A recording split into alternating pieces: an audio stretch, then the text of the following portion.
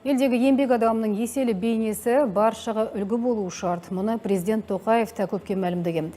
Әсіресе өндіріс ошақтарында қалтқысыз қызмет қылған үздіктер. Солардың бірі Мадияр Байқоңыров.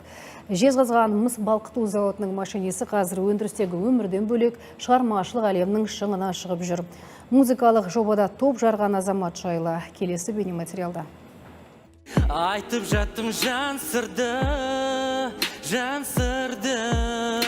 Тамшылар әнімен осылай топ жарған талант X-Factor музыкалық бәйгесінің бір мүшесі атанды. Бұл сәйкестік емес, өйткені зауыттағы машинист Мадияр Байқоңыров өндірістен бөлек 30 жылдан бері вокалмен шұғылданып келеді. Өнерге деген жақындық оның қанында бар. Тіпті арғы бабасы Үкілі Ыбырайдың өзі болған дейді. Ата-анасы да өнерден кенде емес.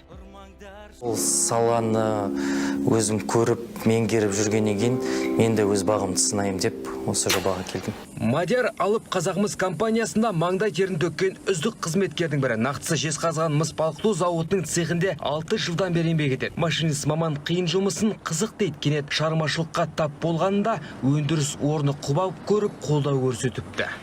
Біз металлургпыз, металлургтарды білесіздер, ол қатты ыстық отқа да төзеді, суыққа да төзеді. Жалпы осы байқауға қатысуымның бірде-бір маған күш беруі, осы металлург болуым, оның үстіне жаңағы өзімнің бойымдағы өнерім. Әрине өзіме байқауға қарсылас келетін әрбір қатысушыны жеңе аламын деген сенімдемін. Жұмыстағы коллективтерім менің қашанда осы ән айтатынымды бүкіл басшылықта бәрі білет. Көптеген осы іс-шараларға, жұмыстағы іс-шараларға қатысты бүкіл мерекелік шараларға қатысып жүрем. Ешқандай да бөгет болмайды. Кейбірде басшылықтың өзі де сұранып ән айтып беруімді, осындай мерекелік іс-шараларға қатысуымды өздері сұрап өтініп жатады. Мадиярдың жеңіске деген жігері мықты. Ол сайыстың келесі кезеңіне де сүрінбей өтті. Айтпақшы, өнерпаз тек әндерді әуелетпей, сол туындылардың да авторы. Қазір оның шығармашылығын түрлі радиоарналарда таратып жүр.